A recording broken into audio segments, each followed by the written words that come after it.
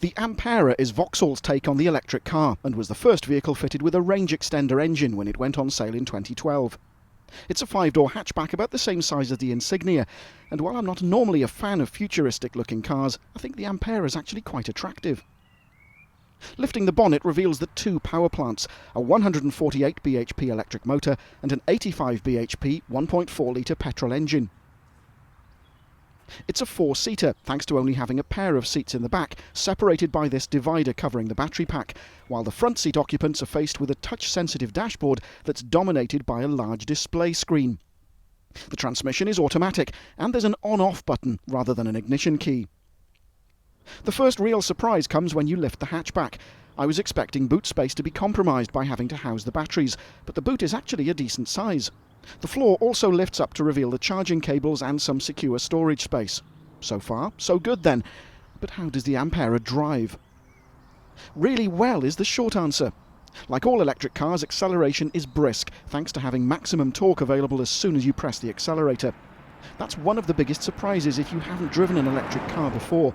You'd expect the Ampera to be on the heavy side thanks to the batteries, but it'll hit 62 miles an hour from rest in a fraction under 9 seconds. Unlike hybrids, the petrol engine in the Ampera never actually drives the wheels. A 4-hour charge gives the car an electric-only range of about 50 miles, and after that, the petrol engine kicks in to generate electrical power. One common misconception is that the engine recharges the battery on the move. It doesn't, so you'll still have an empty battery when you reach your destination. The major advantage over pure battery cars like the Nissan Leaf or Renault Zoe is that range anxiety simply doesn't exist. You do your 50 electric miles and the Ampera then effectively becomes a petrol-powered car, although that wouldn't be a particularly fuel-efficient way of operating. With a full battery, the car is eerily quiet on the move, with not much wind noise from that sleek body.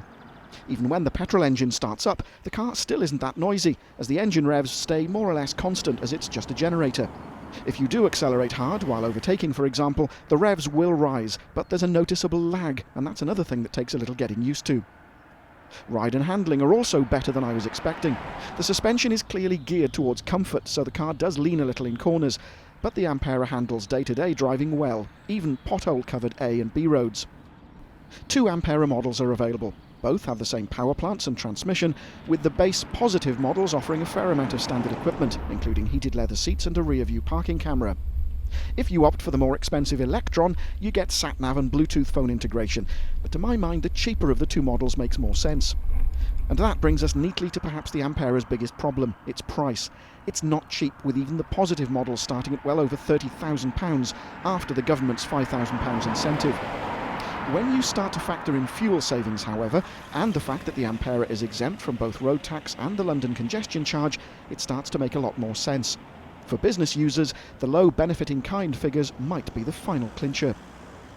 The Ampera is the first electric car that makes sense for many potential buyers, who won't have to worry about being stranded if the battery runs down. That, its looks and the way it drives, all contributed to the fact that against stiff opposition, the Ampera won the title of 2012 European Car of the Year.